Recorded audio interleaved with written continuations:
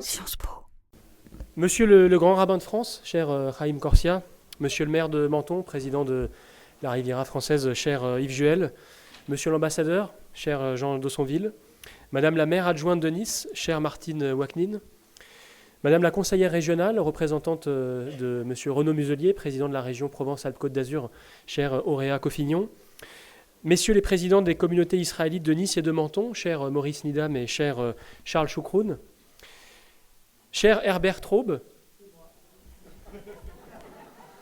chères enseignantes, chers enseignants, chers collègues, mesdames, messieurs, chers amis du campus de Menton, et surtout, chères étudiantes, chers étudiants.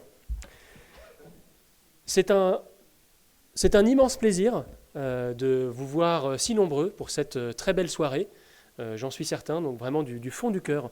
Merci d'avoir pris de votre temps pour passer cette soirée avec nous. Un remerciement vraiment tout particulier à M. Franck Israël et à M. Daniel Bensoussan. On dirait en anglais « partners in crime », mais on a formé une formidable équipe depuis maintenant plusieurs mois.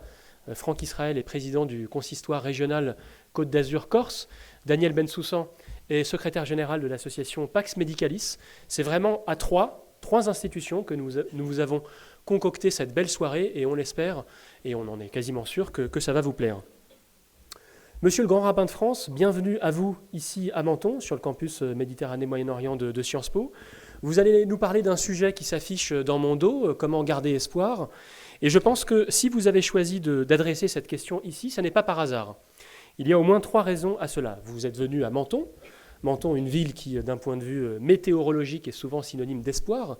N'est-ce pas de Menton que viennent les éclaircies quand tous les nuages couvrent la France? Sciences Po, une université, temple du livre, du savoir, de l'élévation de l'esprit. Ça donne espoir en l'avenir, n'est-ce pas? Et puis, le campus Méditerranée-Moyen-Orient, cette formidable communauté humaine composée de 400 étudiants. J'en vois beaucoup ici, 400 étudiantes et étudiants originaires de 65 pays qui travaillent dur pour construire un monde meilleur. Et je pense qu'on peut les applaudir parce qu'ils sont notre fierté.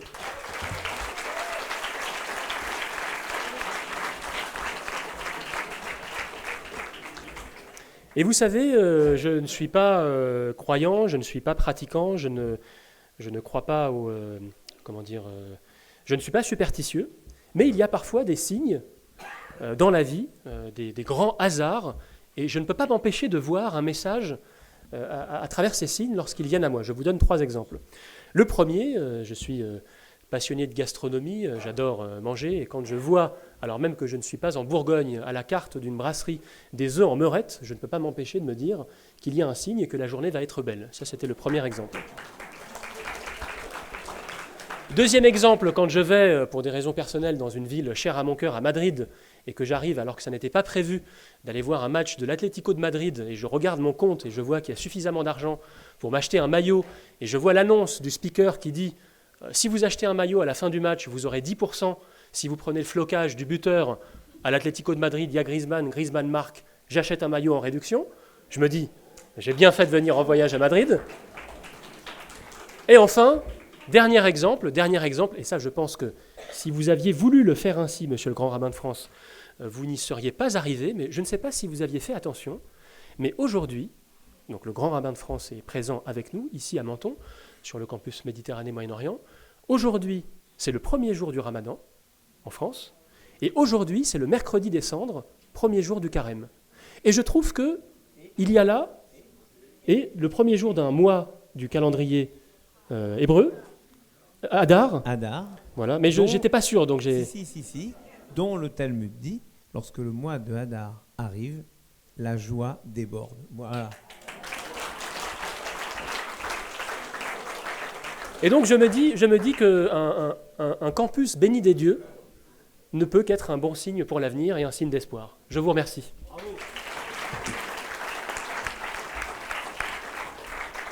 J'appelle maintenant Franck Israël à vous dire quelques mots de bienvenue.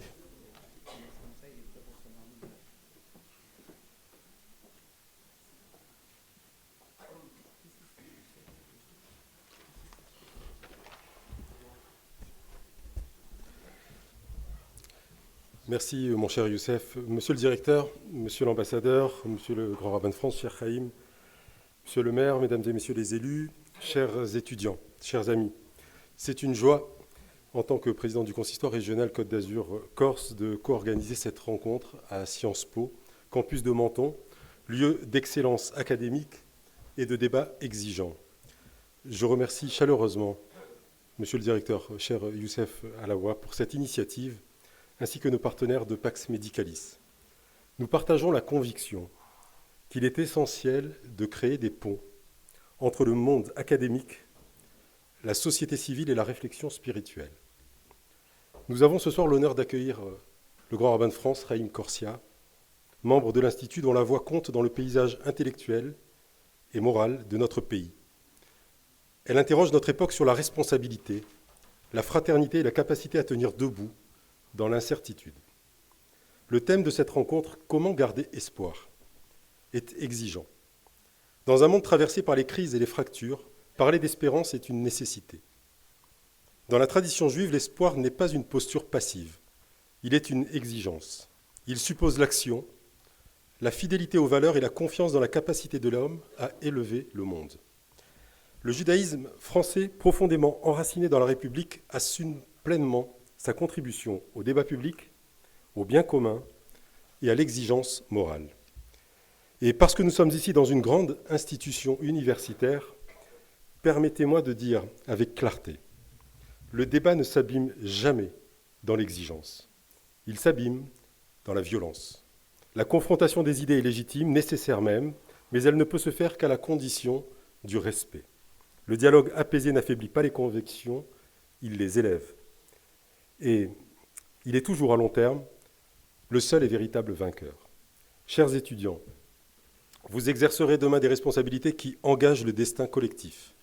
Vous êtes la génération appelée à transformer l'inquiétude en responsabilité et le doute en engagement, empreint de discernement.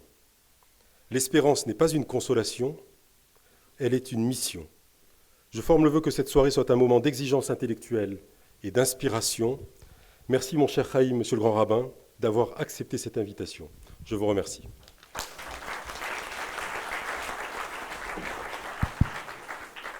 Avant de laisser la parole à Daniel Bensoussan, et je vous prie de m'en excuser dans l'émotion de ces quelques mots de bienvenue, j'ai manqué à tous mes devoirs et je n'ai pas remercié du fond de mon cœur Raphaël Bourgois, qui nous fait l'amitié d'animer cette soirée. Nous nous sommes eus tout à l'heure au téléphone pour discuter. J'entendais les enfants derrière. On est mercredi. Voilà. C'est aussi des moments volés à votre vie familiale. Vous nous faites l'amitié de venir de Paris pour ça. Nous avons préparé avec grand sérieux cette conférence et la réussite de ce soir lui devra aussi beaucoup. Donc merci beaucoup Raphaël.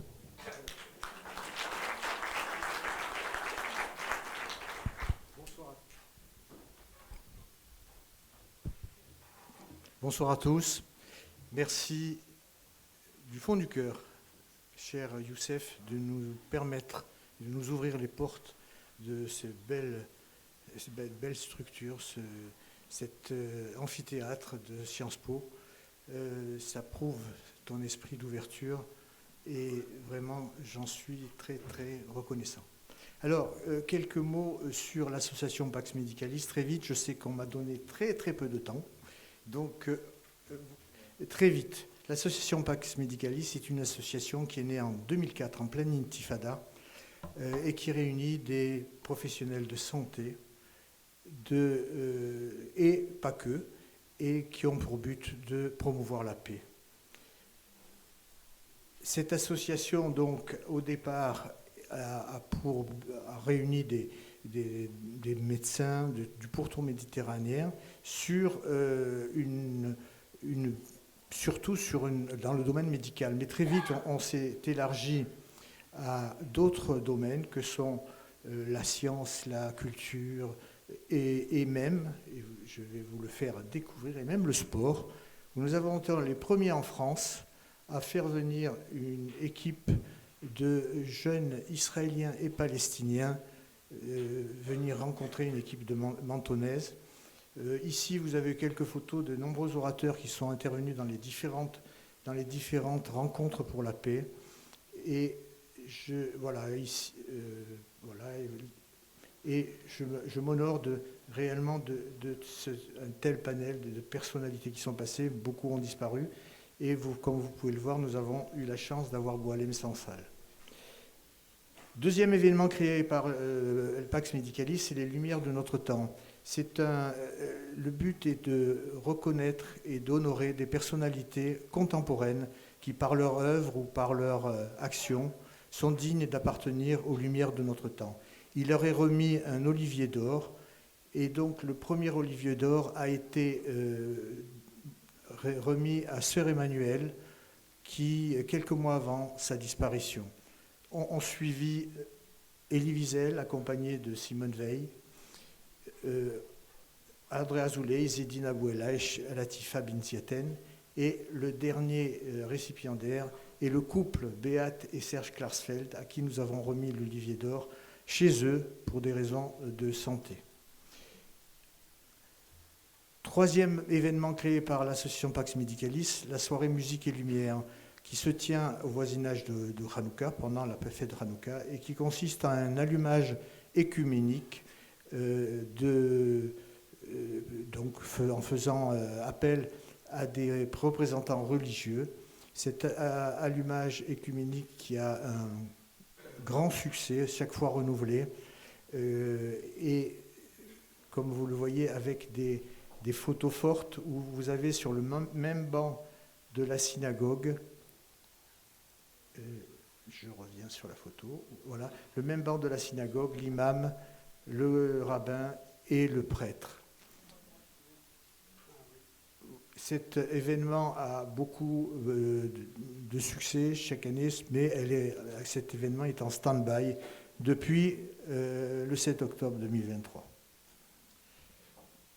Nous avons soutenu beaucoup de projets. Le Jardin de la Paix, que je vous conseille d'aller visiter, qui est donc ce Jardin de la Paix qui porte le nom de Simone Veil et dans lequel aujourd'hui, grâce au maire, nous avons découvert une plaque commémorative pour les 20 ans de l'assassinat d'Ilan Halimi. Le groupe de jeunes qui est à l'origine donc de cette création en partenariat avec Pax Medicalis a été le premier lauréat du prix Ilan Halimi. Autre événement, la marche de la fraternité. Je vais vite pour respecter mon temps de parole. Dernier événement, les voyages de rencontres et de découvertes.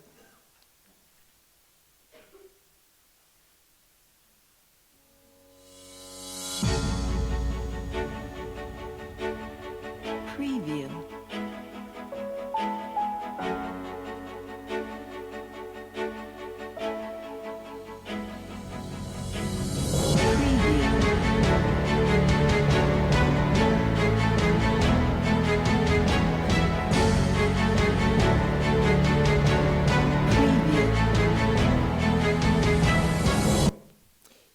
Je ne vous cite que 2 voyages parmi les nombreux voyages que nous avons organisés.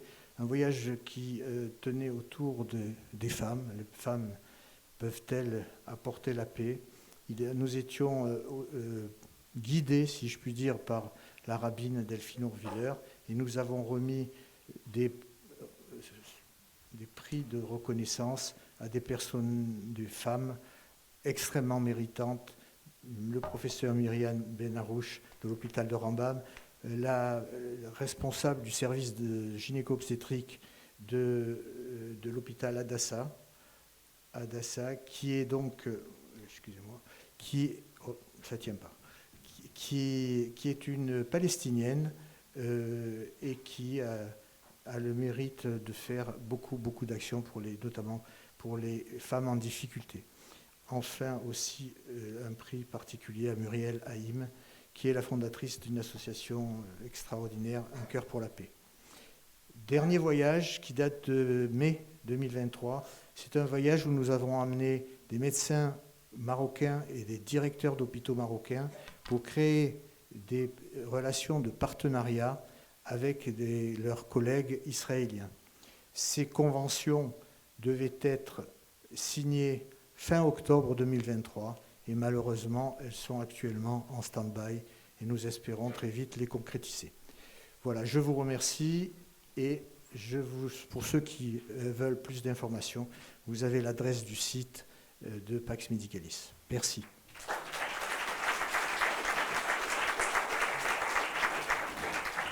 Merci beaucoup et bonsoir à toutes et à tous. Merci d'être présents ce soir à Sciences Po à Menton pour cette rencontre avec le grand rabbin de France, Chaim Corsia, autour d'une question ô combien d'actualité, comment garder espoir. Merci beaucoup Youssef pour tes gentils mots et pour nous accueillir. Et merci aux organisateurs. Évidemment, tu disais que je venais de Paris, mais je vous rassure, je viens aussi d'Antibes et j'ai longtemps vécu à Nice, donc je connais bien la région. Voilà, je ne voulais pas apparaître comme un parachuté en cette période électorale, ça me paraîtrait dommage.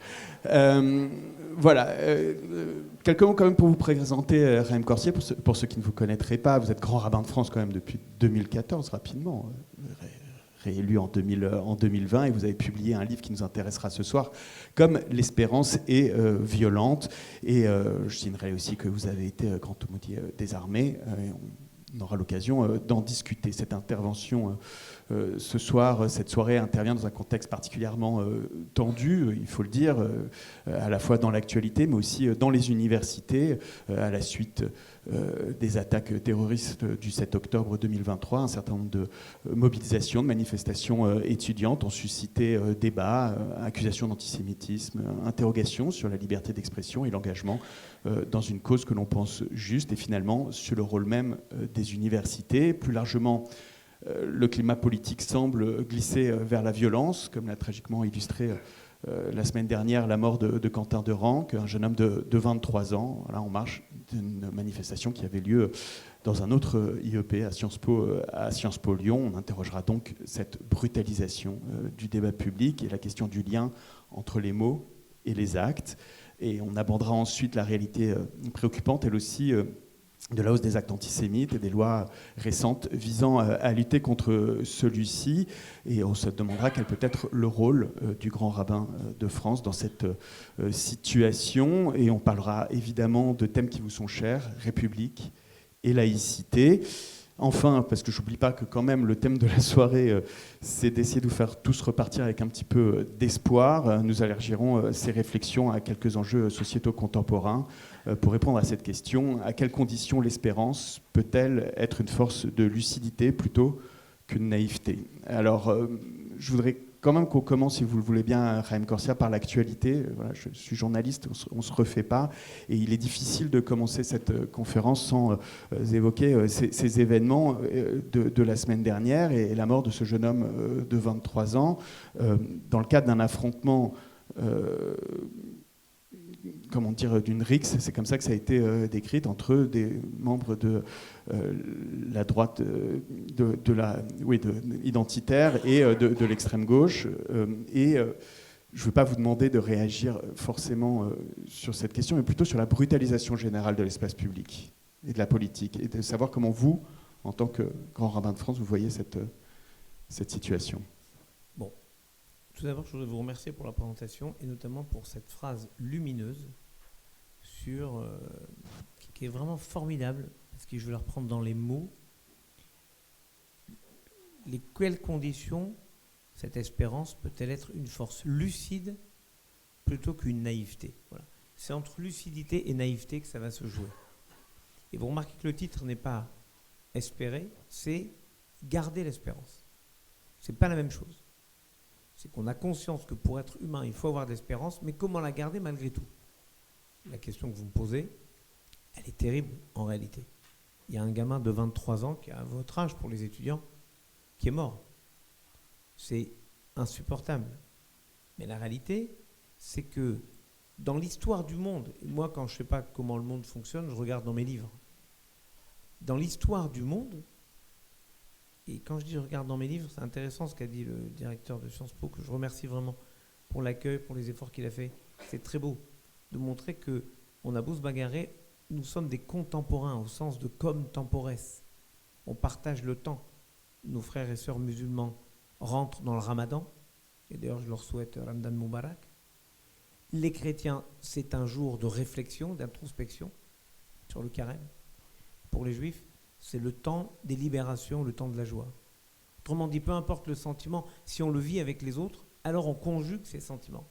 Ce que je veux vous dire, c'est que de toute manière, on échange. On échange. On n'est pas forcément d'accord. J'ai une kippa, mon débatteur, si on peut dire débatteur, mais mon relanceur, on dirait ça plutôt Je suis au tennis plutôt de la table, personne qui va vous n'a pas de interroger. kippa. On pourrait imaginer quelqu'un d'autre, peu importe, mais nous sommes ensemble. Et je ne refuse pas de lui parler parce qu'il n'a pas de kippa. Et lui, il ne refuse pas de me parler parce que j'ai une kippa. Moi, quand je cherche, je vous dis, je reviens dans mes livres. Et au tout début de la Genèse, le premier livre de la Bible, au tout début, on voit deux frères, il n'y a pas plus proche que deux frères, Caïn et Abel, qui se bagarrent.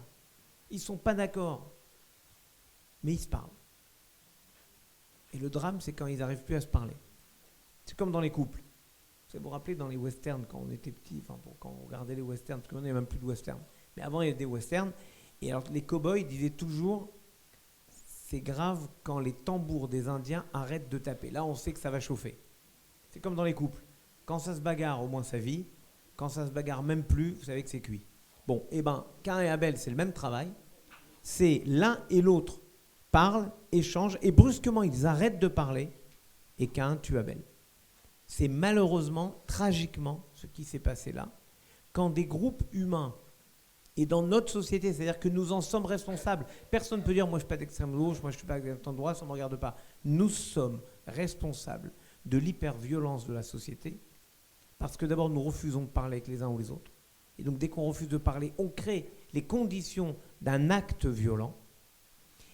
Et si vous en doutez, lisez un livre à tomber par terre qui s'appelle « Le liseur » de Bernhard Schlink. Et on voit comment une femme qui, uniquement parce qu'elle ne sait pas s'exprimer, elle n'a pas les mots pour dire les choses, devient, bon je vous spoil le livre, mais c'est pas grave, vous verrez, c'est tellement bien écrit, tellement bien raconté, devient une capot dans un camp de concentration. Parce qu'elle n'a pas d'autre façon d'exister que d'exprimer par la violence qu'elle n'arrive pas à exprimer par les mots. Mais ce que vous me posez comme question, c'est pourquoi nous en sommes arrivés à un état de notre société où on ne peut plus débattre sereinement, sauf à espérer tuer l'autre. Et même les débats, quand on se dit il y a un débat télévisé, on les voit, ils parlent. Vous croyez qu'ils cherchent à s'échanger quelque chose, à se convaincre? Même pas en rêve. Ce qu'ils veulent, c'est trouver la punchline qui va tuer l'autre en face. C'est comment, et d'ailleurs c'est pas eux qui l'inventent, c'est une forme de...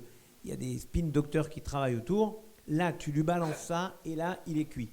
Donc l'idée, c'est pas d'échanger, ce n'est pas d'accepter qu'une part de ma vérité meure pour recevoir la vôtre. C'est je refuse tout échange, et donc je ne suis pas dans le même monde. Je ne suis pas un contemporain, un contemporain. Je refuse de vivre dans un monde où vous êtes. Donc en fait, je n'ai qu'une seule solution, symbolique ou malheureusement réelle, de vous tuer. Est-ce que vous êtes inquiet pour l'ordre républicain, cette capacité à vivre ensemble, à entretenir la démocratie, et comment on pourrait faire baisser la pression selon vous? Il faut entendre ce bruit de fond, y compris des philosophes, des personnes qui réfléchissent à notre monde et à notre société. Je pense à un livre incroyable de Yascha Mounk qui explique, il y a 3 ans, qui explique que le peuple est contre la démocratie. Et on le voit avec l'apparition de ces régimes illibéraux de plus en plus fréquents. Et je vous parlons que de l'Europe, n'allons pas voir outre-Atlantique, voyons juste en Europe, la Hongrie, l'Italie, enfin il y en a. En fait, il faut comprendre que, de mon point de vue, et c'est pour ça que j'aime parler de République, vous avez raison, l'espérance républicaine est plus forte que tout, mais il faut la faire vivre. Je tiens à remercier par exemple le maire, qui a... Non, c'est vrai, parce qu'on aurait pu considérer, bon, il y a un arbre qui a été coupé, que ça change un arbre, on laisse passer du temps, puis on l'oublie, et puis on laisse tomber. Non. Parce que si on abandonne un point, alors on abandonne tout. Il n'y a pas de possibilité de lâcher quelque chose. Et pour moi, ce combat pour valider le débat, et c'est pour ça que je voulais remercier au départ le directeur de Sciences Po, parce que c'était pas évident, je sais pas, les uns les autres sont affolés, pourquoi il va venir, il va parler de quoi, machin, etc. Le jour où vous me verrez utiliser un mot belliqueux contre qui que ce soit, c'est que ça sera un clone. C'est pas moi. Pourquoi c'est pas moi? Parce que quand on est républicain, on est obligé de construire quelque chose avec les autres. Il n'y a pas de rêve républicain, d'espérance républicain sans partage. Ça n'existe pas. Et donc c'est ça la solution pour faire baisser la pression, il faudrait se réécouter. Il faut revenir aux fondamentaux, il faut être capable d'inventer peut-être de nouvelles solutions, de nouvelles façons de se rencontrer, de se parler. Je vous le dis très simplement. J'estime que par exemple, c'était un de mes combats quand j'ai été élu grand rabbin de France, lutter contre l'antisémitisme. Vous savez par quoi j'ai commencé? J'ai dit oui, on va lutter contre l'antisémitisme, ça c'est sûr.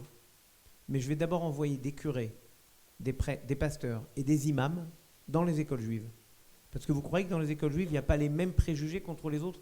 Qui, dans les élèves d'écoles juives, a rencontré un curé, un pasteur ou un imam dans sa jeunesse? Aucun. Et j'ai ramené dans les écoles juives des curés, des pasteurs et des imams. Et il y a eu des moments de rencontre formidables. Quand les jeunes élèves des écoles juives se sont rendus compte que l'imam, il mangeait les mêmes macroudes qu'eux, alors c'est vrai qu'il y avait des débats. Est-ce que le macroude, il était avec des dates ou non? Ceux de Tunisie, c'est important, prenez des notes. Ceux de Tunisie disaient qu'il y avait les dates à l'intérieur. Ceux d'Algérie, les meilleurs comme moi, ils disaient que non, on ne met pas la date à l'intérieur, on met que de la semoule, un petit peu de miel, très grillé. Si le débat entre les personnes n'est que de la qualité du macroude, ça me va. Mais en fait, il faut oser la rencontre. Parce que je me suis rendu compte que les profs avaient peur, les parents avaient peur, les seuls qui n'avaient pas peur, vous savez qui c'était? Les enfants. Parce que les enfants, on lui dit tu vas rencontrer quelqu'un, d'où un enfant va dire je veux pas. Ça n'existe pas. Donc, au fond, il faut habituer à la rencontre. Vous voyez, habituer à la rencontre, comme il faudrait, par exemple, apprendre aux supporters de Paris Saint-Germain à échanger avec les supporters de l'OM. Mais là, c'est vraiment les temps messianiques. Là. Ouais, là, ça me paraît encore plus compliqué, en effet, Raïm Corsia, puisque vous évoquiez votre action pour lutter contre l'antisémitisme. Il y a eu la semaine dernière la publication par le ministère de l'Intérieur de chiffres sur les actes antireligieux. Je ne vais pas les citer ici, mais ce qu'on remarque, c'est que les actes antisémites restent très très hauts et qui représentent plus de 50% des actes antireligieux pour une population qui représente un peu moins de 1% de la population française. Ils sont évidemment explosés ces trois dernières années à la suite du 7 octobre et de la réaction israélienne à Gaza. Est-ce que aujourd'hui vous avez le sentiment qu'on a régressé énormément sur ces questions-là, et qu'est-ce que vous sentez dans vos interlocuteurs, qui soient du côté des pouvoirs publics mais aussi évidemment dans la communauté juive? D'abord juste, ils n'ont pas explosé après la réaction israélienne à Gaza. Avant même qu'Israël réagisse à Gaza, il y avait déjà une montée incroyable des actes antisémites. Je précise aussi, pour la régularité des choses, que les actes anti-musulmans ont doublé. Et que parallèlement, les actes anti-chrétiens, qu'on oublie toujours tragiquement, sont à un niveau de 540 faits l'an passé. 540. Avec la différence, puisqu'on est dans la précision, que les actes antichrétiens sont essentiellement contre les objets, biens. Contre les biens et pas contre les personnes. Vous oubliez juste un prêtre qui a été égorgé, mais c'est pas grave. Non, je ne l'oublie pas. Je ne l'oublie pas. Bien. Donc, vous voyez bien que la violence... Mais c'est très important ce que vous venez de dire, pardon. Vous avez raison. Et c'est très important. Jusqu'à l'assassinat d'Ilan Halimi, il y a exactement 20 ans, on disait, bon, d'accord, il y a des actes antisémites, mais il n'y a pas mort d'homme. Mais maintenant, on ne peut plus dire ça. Ça fait 20 ans qu'on ne peut plus dire ça, parce que la longue litanie des noms, et je remercie Daniel d'avoir rappelé les noms tout à l'heure dans le Jardin de la Paix, parce qu'il faut dire les noms des victimes. Et Samuel Sandler me dit toujours, ça m'énerve qu'on répète le nom de l'assassin de mes enfants et pas le nom de mes enfants. Et il avait raison de me dire ça, Samuel. Donc tu as bien fait, Daniel, de rappeler les noms de toutes les victimes. Mais on ne peut pas passer sous silence les actes antichrétiens. Certes, c'est des vols dans les églises, mais c'est une ambiance qui fait qu'on ne respecte plus l'autre dans sa différence. Autrement dit, on piétine ce rêve républicain où on dit à chacun « Je ne crois pas ce que tu crois, je ne suis pas ce que tu es, mais j'ai besoin que tu sois qui tu es et que tu crois ce que tu crois pour que moi je puisse être ce que je suis. » C'est ça la République. Quand Manuel Valls, avec une sorte d'intuition prophétique, dit devant l'hypercachère, ce devait être le 10 janvier 2015, il dit « La France sans les Juifs n'est plus la France ». Ce que moi j'ai traduit, la France sans les catholiques n'est plus la France, sans les protestants n'est plus la France, sans les musulmans n'est plus la France, sans les athées n'est plus la France. Il dit que pour être ce que nous sommes tous ensemble, il faut que nous soyons tous ensemble. Et que si on segmente, on n'est plus la France. Et c'est ça le rêve qui nous anime tous. Donc en fait, il ne s'agit pas uniquement de déplorer tel ou tel agression, même si c'est vrai que les chiffres sont terrifiants nous concernant, mais en même temps, il faut qu'on tienne, et je ne veux pas pondérer ces chiffres, il n'y a pas à pondérer l'impondérable. Mais quand même, regardez, dans ces chiffres, vous avez par exemple l'agression d'un rabbin à Orléans. Orléans, un samedi matin, un rabbin, et avec son fils, il rentre de la synagogue chez lui, et avec son fils de 9 ans. Un bonhomme vient, l'agresse, tu mets une claque, il se prend un coup de poing aussi dans la tête, ça lui apprendra. Donc cette agression, un commerçant sort protéger le rabbin. 2 jeunes, musulmans d'ailleurs, s'arrêtent en voiture et ils veulent aider le rabbin. Ils lui disent, monsieur, il faut porter plainte, il faut appeler les secours. Il leur dit, je ne peux pas appeler les secours, c'est Shabbat. Ouais. Alors, les 2 jeunes lui disent, bah, monsieur, nous on peut. Bah ouais, allez-y. C'est les 2 jeunes qui ont appelé les secours, c'est merveilleux. C'est les 2 jeunes qui ont relevé que le bonhomme qui avait agressé s'était pris une cacahuète terrible dans là, l'œil gauche. Et donc ils disent aux policiers qui arrivent, bah écoutez, il avait un œil rouge là, je pense qu'il a pris. Et quand les policiers l'ont trouvé grâce aux caméras, etc., il a dit c'est pas moi, mais il avait un œil au beurre noir terrible. Donc on l'a topé grâce à ça. Un autre rabbin se fait agresser à Neuilly, il est dans un café, il y a un gars qui arrive et qui prend une chaise et qui lui massacre un coup de chaise sur le rabbin dans le café. 3 personnes qui sont autour réagissent et s'interposent. Voilà ce que c'est. En fait, une société où personne ne s'interpose, c'est une société de l'indifférence. Celle-là, elle est très dangereuse. Une société où il y a quelqu'un qui vient s'interposer et dire « si tu l'agresses, c'est moi que tu agresses », c'est une société de la fraternité et il y a de quoi espérer. Par ailleurs, il ne s'agit pas de pondérer... C'est le cas. Aujourd'hui, c'est le cas. Prenons l'exemple, pardon, monsieur le maire. Vous avez remis votre Olivier à Épinay-sur-Seine, le 14 août.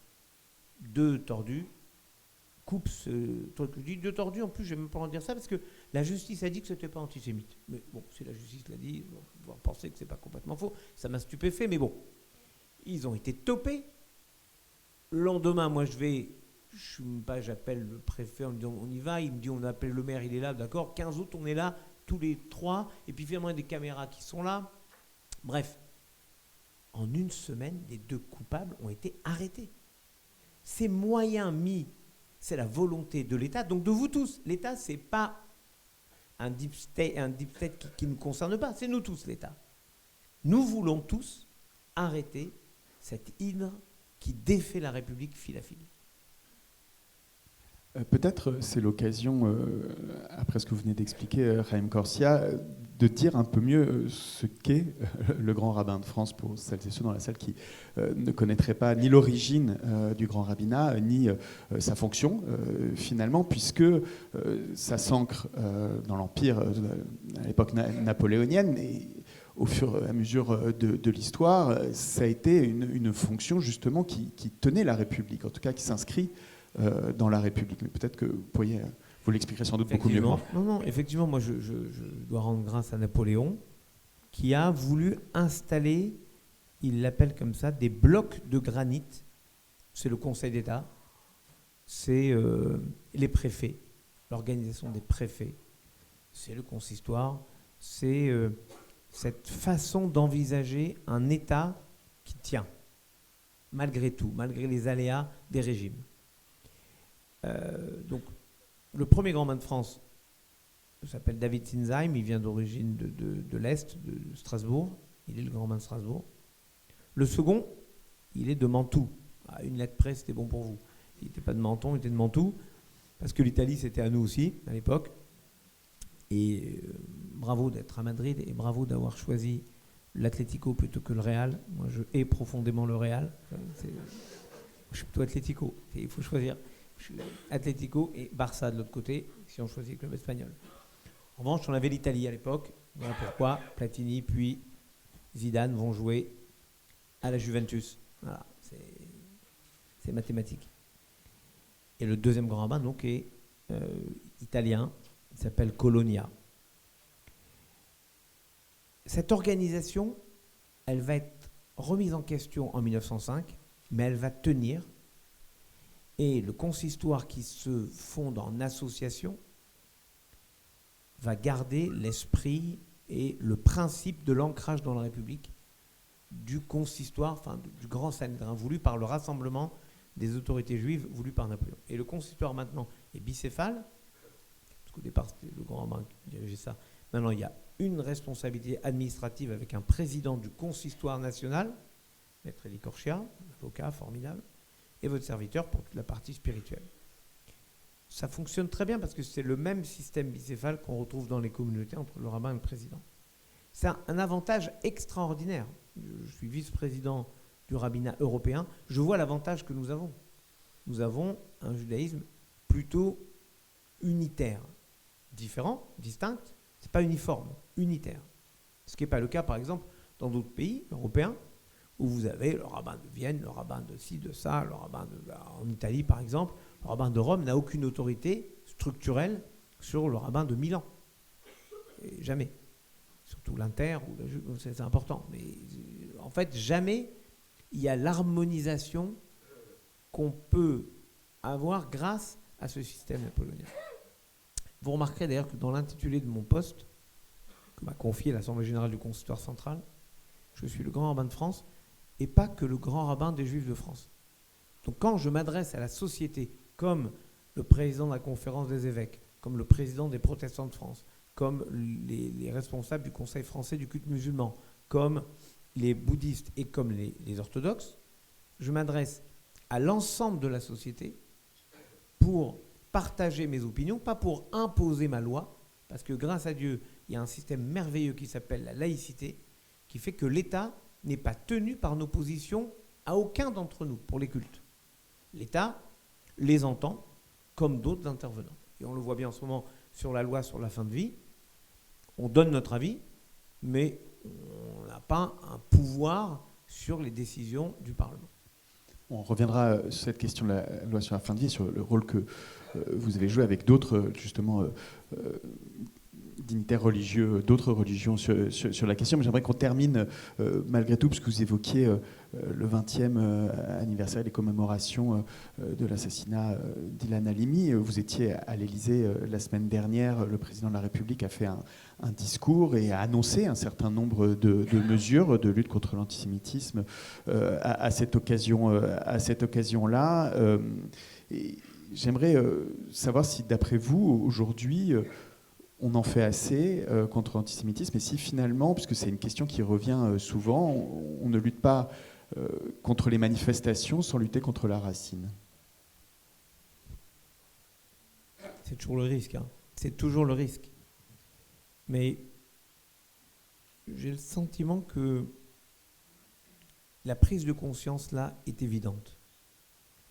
On s'est rendu compte qu'on ne pouvait pas considérer que c'était juste une attaque contre les Juifs. À travers cela, et à travers toute attaque contre n'importe quel autre citoyen, mais il y a quelque chose de la volonté d'attaquer la République, de défaire ce système qui fait, si je le disais avec mes mots hébreux, Kol Israël Arevim Zebazé. Nous sommes tous responsables les uns des autres, tous. Et en même temps, tous interdépendants. Le Talmud raconte une histoire qui est très belle, que j'aime beaucoup. Le Talmud raconte l'histoire de quelqu'un qui est sur un bateau et il se met à faire un trou sous son siège. Alors les autres voyageurs lui disent « Mais t'arrêtes tes idioties ou quoi, on va tous crever ?» Il lui dit « Mais non, c'est ma place, je fais ce que je veux. » Ouais. Et il lui explique « Mais si tu fais un trou sous ta place, c'est tout le bateau qui va couler. » Donc au fond, défaire quelque chose, quoi que ce soit, de la République, c'est défaire la République. Et les moyens qui sont mis en œuvre, là vous avez parfaitement raison, sont parfois datés. Or, l'antisémitisme a muté. C'est un gène mutant. Regardez par exemple, c'est très étrange. Pendant la guerre, juste avant la guerre, disons la Seconde Guerre mondiale, vous voyez, en Pologne, les antisémites disaient « Les Juifs, ils ne parlent pas polonais, ils parlent une langue bizarre, le yiddish. Ils sont pauvres, ils sont sales, ils sont enfermés entre eux, ils sont dans leur ghetto, dans leur shtetl. » Les mêmes antisémites de l'autre côté de la frontière en Allemagne disaient « C'est quoi ces Juifs qui sont tous Herr Oberdoktor, Herr Professeur, ils parlent un allemand encore plus pur que le nôtre, ils sont tous riches, ils ont du pouvoir. » Donc, que ce soit pour ça ou pour ça, l'antisémitisme trouve toujours des vecteurs. Toujours. Il a trouvé maintenant le vecteur d'Israël, alors que, au fond, je prends par exemple un sujet qui me touche, les chrétiens d'Orient. S'il y a bien un pays où les chrétiens d'Orient sont sereins, c'est Israël. On peut toujours améliorer les choses. Et je crois que nous, le judaïsme français, nous pouvons aider les chrétiens et les juifs à se parler en Israël. Comme nous, en France, on peut aider les juifs et les musulmans à se parler en Israël. Ce que fait Daniel, par exemple, c'est de créer des opportunités pour que des gens se rencontrent, se parlent. Et ça donne toujours des résultats extraordinaires. Au fond, cette idée de la diversité, qui est le cœur de la République, il faut organiser la diversité pour s'enrichir les uns les autres de la différence que les autres portent. Et moi, je crois profondément en cela. Donc le combat pour l'antisémitisme, contre l'antisémitisme, ce n'est pas uniquement pour défendre les Juifs, c'est pour défendre la République. Donc si on n'est pas armé pour manifester de la fermeté, c'est-à-dire répondre fermement, n'avoir aucune compréhension, compassion pour la moindre once d'antisémitisme ou de racisme. Ça ne me rassure pas si quelqu'un me dit, moi, j'aime pas les musulmans, j'aime pas les chrétiens, j'aime pas les noirs, j'aime pas les athées, ça ne me rassure pas. Parce que je sais que c'est ce que disait Martin Luther King. Quand il entendait des gens parler être antisémite, il disait, si on parle d'antisémitisme, prêtez l'oreille, on parle de vous. C'est qu'au fond, si quelqu'un est antisémite, c'est qu'il n'aime pas quelqu'un, et les suivants sont les autres. Et si on parle contre les musulmans, les noirs, ce que vous voulez, les suivants, c'est les juifs. Donc quand quelqu'un vous dit, moi, j'aime les juifs, oui, ça, j'aimerais bien que ce soit le cas, mais j'entends beaucoup plus souvent, je déteste les juifs un peu moins que tel ou tel. Et ça ne me rassure pas du tout. À bon entendeur, salut. C'était un petit message en passant. Vous parliez d'une évolution. Il y a un débat ces dernières années sur la question d'un supposé nouvel antisémitisme. Est-ce que c'est un terme que vous reprenez à votre compte ou vous estimez que... Oui, je vous ai dit que c'est mutant. Donc il y a des choses qui n'étaient pas il y a quelques années et qui sont maintenant. Mais quand vous êtes victime d'un acte antisémite, que ça vienne de l'extrême gauche ou de l'extrême droite, ça vous fait mal de la même façon. Ça vous blesse de la même façon. Ça vous met en dehors de la communauté nationale de la même façon. Et donc il faut lutter sans aucune pitié. Si l'antisémitisme vient de tel bord ou tel bord, l'acte est insupportable parce qu'il brise quelque chose de la volonté de tous de vivre ensemble. Voilà pourquoi votre phrase, moi, elle m'a plu là. Elle est à la fin. Ouais, l'espérance peut-elle être une force lucide plutôt qu'une naïveté? Parce qu'on pourrait dire, mais vous êtes naïf. Vous croyez que tout le monde s'aime, tout le monde. Non, je sais bien le monde tel qu'il est. Je connais le monde tel qu'il est. Mais au fond, c'est un projet de société. Voilà. Soit vous êtes comme l'était, par exemple, Edmond Flegg. Oui, Edmond Flegg, qui est un grand penseur. Qui vous avez consacré un livre. J'ai consacré un livre à Edmond Flegg parce que c'était quelqu'un qui était un peu oublié. Pourtant, il a compris ce qu'était la rencontre de l'espérance du judaïsme et l'espérance de la France. Soit donc vous êtes dans cette logique très, très simple, soit vous êtes porteur de la vision de Gérard de Nerval. Gérard de Nerval, c'est le prophète du spleen. Gérard de Nerval dit la mélancolie est cette maladie qui permet de voir le monde tel qu'il est, ce que vous appelleriez, vous, la lucidité. Donc Gérard de Nerval est lucide. J'ai moins de talent que Gérard de Nerval. Si, c'est bon. Et j'espère. D'ailleurs, vous êtes plus vieux que lui, parce que lui s'est suicidé, et vous êtes là, dans la vie, en pleine espérance, c'est formidable. Mais Gérard de Nerval, lui, sa vision, elle est lucide. C'est-à-dire que, imaginez Gérard de Nerval sortant d'Égypte avec les Hébreux, arrivant devant la mer Rouge, avec 600 chars égyptiens qui arrivent à fond de train derrière, moi je vous signe que Gérard de Nerval se suicide. Parce qu'il n'a rien d'autre à faire. Parce que c'est fini. Parce que la mélancolie est cette maladie qui permet de voir le monde tel qu'il est. Voilà, ça c'est Gérard de Nerval. Edmond Flegg dit, non, moi, j'espère l'espérance. Et si je vous racontais la vie d'Edmond Flegg, vous le pleureriez là. Juste 2 mots. Tous ses livres avant la guerre, il est dédié à mon petit-fils qui naîtra bientôt. Il a 2 garçons. L'un meurt dans les combats de 40, le deuxième meurt en 39, parce que quand il veut s'engager dans les armées pour combattre, on le refuse parce qu'il est malade, et il se suicide parce qu'il dit « une vie qu'on ne peut pas offrir pour son pays, nul intérêt de la vivre ». Donc regardez la souffrance de cet homme. En 48, il écrit son livre « Après la guerre, nous de l'espérance », il le dédie à mon petit-fils que je n'aurai jamais. Et pourtant, jusqu'au bout, il espère l'espérance. Donc vous avez une sorte de tension éthique entre la vision de Nerval, la mélancolie. Je vois ce qu'il y a, il n'y a rien à espérer, c'est comme ça. 1500 actes antisémites. Voilà. Et vous avez Edmond Fleck qui vous dit « moi j'espère l'espérance ». Alors, je ne suis pas dans une vision irénique ou, comme vous disiez, naïve. Je pense que l'espérance, c'est un horizon, c'est un moteur. Ça veut dire des efforts. Voilà pourquoi j'ai appelé un de mes livres comme « L'espérance est violente ». Je reprenais un poème bien connu d'Apollinaire sous le pont Mirabeau. « Lente est l'attente, violente est l'espérance ». Parce que si on ne fait pas un effort pour espérer malgré tout, on ne réussira jamais à transformer les choses. Regardez, là récemment, on nous a parlé de la course du relais en biathlon de la France, où nous avons la médaille d'or. Je ne veux pas parler, monsieur l'ambassadeur, comme vous nous faites l'honneur d'être ici, je ne veux pas parler du match PSG Monaco d'hier soir, où nous étions menés, enfin moi j'étais mené 2-0, et on est remonté à 3-2. Je ne vous parle pas de ça. Mais imaginez, vous êtes mené 2-0. Tiens, je ne dis pas ça pour les magnifiques chaussettes presque croates de mon intervieweur, là. Mais, non, croate, monégasque, croate, ça ressemble. Mais on a déjà été mené par les Croates 2-0 et on est revenu. Enfin, 1-0 et on a gagné.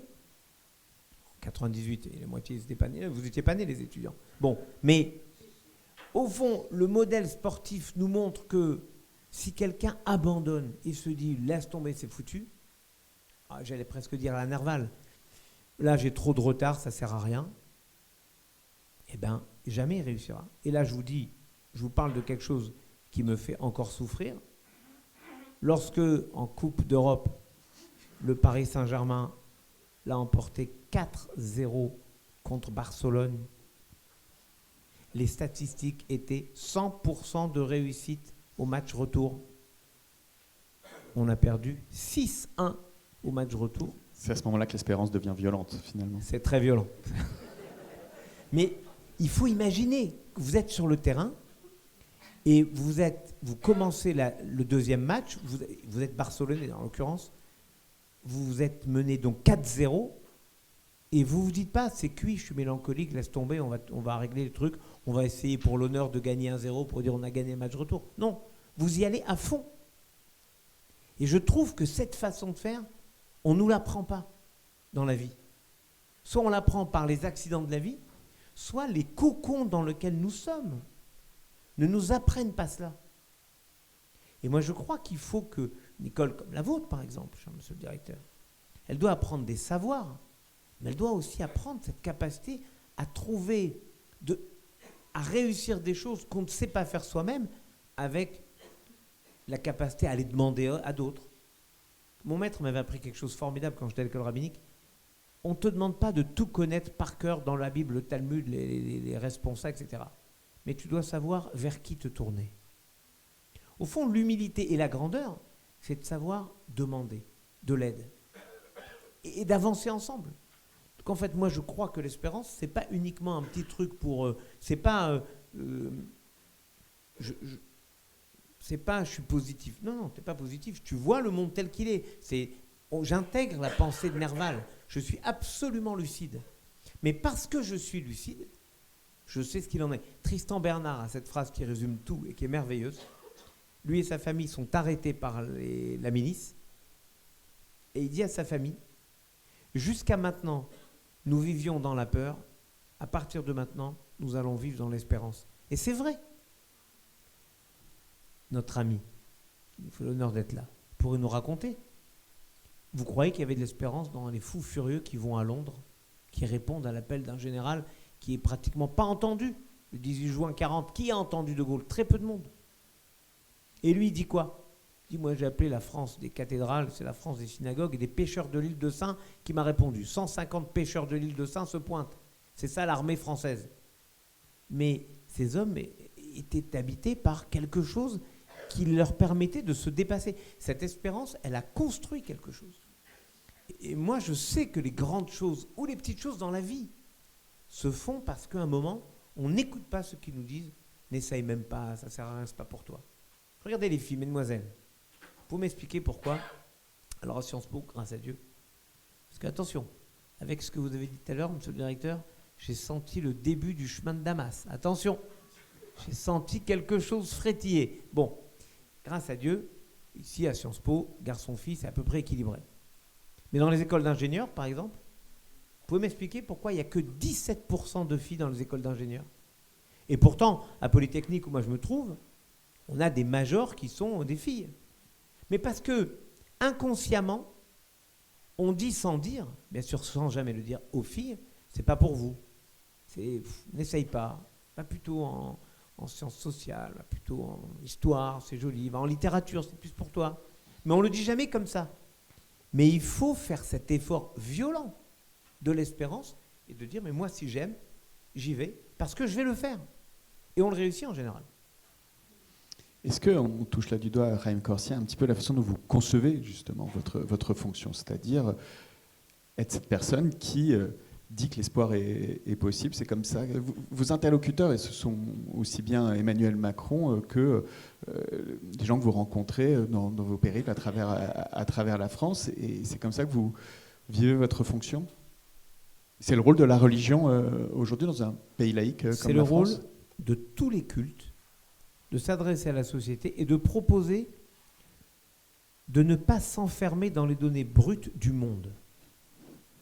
Il y avait un président qui n'était pas particulièrement religieux, a priori, qui avait dit dans ses derniers vœux, c'était le 31 décembre 1995, « Oui, je crois dans les forces de l'esprit ». Je crois qu'on ne peut pas être français sans intégrer les forces de l'esprit. Si on était anglais, on appellerait ça le English Spirit. Moi, je crois dans ce que les cultes, rassemblés ou pas, peuvent apporter à une société. Et je vais vous lire un texte. Ça ne sert à rien de vous raconter, je pourrais vous le raconter, mais je vais lire un texte. Voilà, je l'ai mis juste avant sur Internet. C'est un texte de Bernanos. Et Bernanos a une vision de l'espérance qui m'a toujours bluffé. Il y en a deux qui m'ont bluffé sur l'espérance. Le premier, c'est Péguy. Et je vous engage à lire un livre incroyable de Charles Péguy qui s'appelle « Le porche du mystère de la deuxième vertu ». Dedans, il fait parler Dieu. Et il fait dire à Dieu qu'il parle des 3 vertus théologales. Alors là, je fais dommage qu'il n'y ait pas un curé, parce que ça c'est son domaine, mais bon. Voilà, il n'y a pas un curé là? On n'a pas un curé en stock? Ah, il y a un prêtre. Ah, mon père. 3 vertus théologales qui sont... Ouais, ne soufflez pas, je vous prie. Foi, espérance, charité. Et Péguy fait dire à Dieu dans le porche du mystère de la deuxième vertu que mes enfants aient foi en moi, je le conçois, je leur donne tant. Que mes enfants pratiquent la charité, je le conçois, ils ont bon cœur. Mais que mes enfants espèrent en moi, voilà qui m'étonne moi-même. Péguy parle de l'espérance de manière incroyable. Il explique que la petite fille Espérance n'est pas guidée par sa mère et sa sœur, c'est-à-dire par la charité et par la foi, c'est elle qui les guide les deux. Et le deuxième, c'est Bernanos. Vous voyez que je fais du benchmark, mon père. J'étudie la concurrence. Bernanos dit, écoutez ça, c'est à tomber par terre. L'espérance est une détermination. Alors, il fait cette conférence à Rio de Janeiro en 1944. L'espérance est une détermination héroïque de l'âme. Et sa plus haute forme est le désespoir surmonté. Qui n'a pas vu la route à l'aube entre 2 rangées d'arbres, toutes fraîches, toutes vivantes, ne sait pas ce qu'est l'espérance. L'espérance, c'est une détermination de l'âme et sa plus haute forme est le désespoir surmonté. On croit qu'il est facile d'espérer, mais n'espèrent que ceux qui ont eu le courage de désespérer des illusions et des mensonges où ils trouvaient une sécurité qu'ils prennent faussement pour l'espérance. L'espérance est un risque à courir. C'est même le risque des risques. L'espérance est la plus grande et la plus difficile victoire qu'un homme puisse remporter sur son âme. On ne va jusqu'à l'espérance qu'à travers la vérité. Vous diriez-vous la lucidité, mais la vérité. Au prix de grands efforts. Moi, j'ai parlé de violence. Pour rencontrer l'espérance, il faut être allé au-delà du désespoir. Quand on va jusqu'au bout de la nuit, on rencontre une autre aurore. Écoutez bien la fin. Elle est incroyable. Et vous allez voir comment ça percute nos vies. Peu importe l'âge que nous avons. Le démon de notre cœur s'appelle « à quoi bon ?» Vous voyez, quand je vous ai dit les joueurs de Barcelone qui rentrent contre nous, s'ils s'étaient dit « à quoi bon ?» ben on aurait gagné, point, et c'était fini pour eux. Ils ne se sont pas dit ça. Ils se sont dit « on va y aller ». Et c'est ça, surmonter les peurs de la société, surmonter la peur de l'autre, surmonter le risque de la rencontre. Oui, il y a un risque à la rencontre, mais il faut prendre ce risque. Sinon, vous restez ce que vous êtes et vous n'évoluez pas, vous ne changez pas. Donc pour moi, retrouver l'espérance, réoser l'espérance, ce qui est l'enjeu majeur de la société, c'est retrouver la capacité à faire confiance aux autres. Peut-être parce qu'il va falloir passer aux questions du public, Raïm Corsia, assez rapidement, mais il y a un point que je voulais aborder avec vous qu'on n'a pas eu l'occasion d'aborder, qui est la question du dialogue interreligieux, qui est quelque chose qui vous tient beaucoup à cœur et qui peut-être donne des raisons d'espérer. Oui, franchement oui. Parce que, regardez, là, on peut échanger avec un prêtre très sereinement, ça m'arrive tout le temps, je débat tout le temps, avec des imams, avec des pasteurs, avec des bons, avec des popes. C'était inconcevable il y a 60 ans. Inconcevable. Il a fallu un moment vraiment prophétique, voulu par une personne, qui a espéré malgré tout. Deux, en fait. Jules Isaac, qui a expliqué au pape Jean XXIII qu'il fallait revoir les rapports du christianisme globalement et du catholicisme en particulier avec le judaïsme.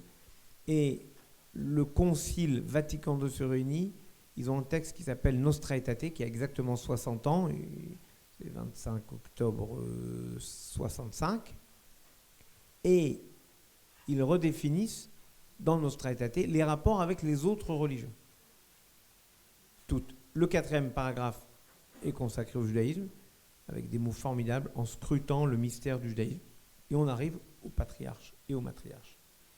Mais pour ça, il faut oser espérer une rencontre après 2000 ans de ce que Jules Isaac avait appelé l'enseignement du mépris. Au fond, il faut être capable de faire fi du passé pour, comme le disait M. l'ambassadeur très justement, en aparté, là, mais je trahis ça, mais bon, c'était formidable, donc je le remets en votre nom, être capable de connaître le péché pour oser le chemin du pardon. Mais pour oser le chemin du pardon, il faut aller vers l'autre. Si on ne va pas vers l'autre, il n'y a pas de pardon possible. Et moi, je crois beaucoup à ce que cet exemple des religions qui se sont plus ou moins fait la guerre pendant quelques siècles, voire quelques millénaires, et qui sont capables aujourd'hui de rêver un monde en commun. Ben, ça, c'est une immense leçon d'espérance. Mais je ne veux pas accaparer seule l'espérance, ni la transcendance dans une société comme la France, parce que nous sommes une société laïque. Et il y a des gens qui ne portent aucun engagement religieux. Le directeur de Sciences Po nous a fait le cadeau de cette confiance de nous faire partager ses convictions. Mais, pour avoir échangé avec lui, je peux vous dire que son humanisme ferait beaucoup de peine aux plus croyants des croyants, parce qu'au fond, qu'est-ce que Dieu attend d'autre qu'on soit capable de manifester de l'humanisme envers l'autre, plutôt que de dire qu'on aime Dieu et de passer son temps à massacrer l'autre. Donc, en fait, si on réfléchit bien, ce que vous me posez comme question, c'est le cœur de notre sujet. L'espérance est plus productive et plus riche quand elle est capable d'aller vers l'autre que quand elle met tout dans les mains de Dieu. Si je dis, moi, j'attends tout de Dieu, ben, ça vous oblige à rien faire. Et moi, je crois que le futur, on le construit. Oui, on le construit. Ça commence par l'espérance. Ce que disait Flegg, l'espérance n'est pas que l'espérance, elle est le début du chemin qu'indique l'espérance. C'est-à-dire que ça fixe un horizon.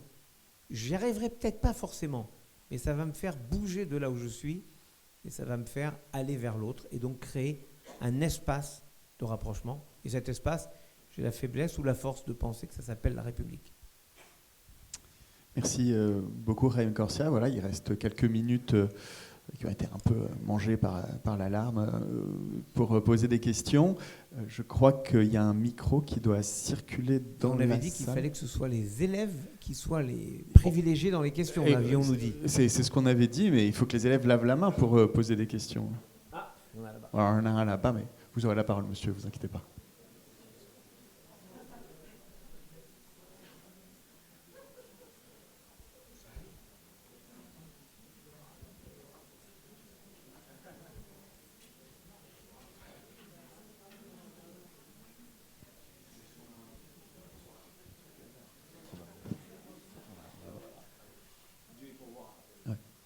Est-ce qu'on vous entend?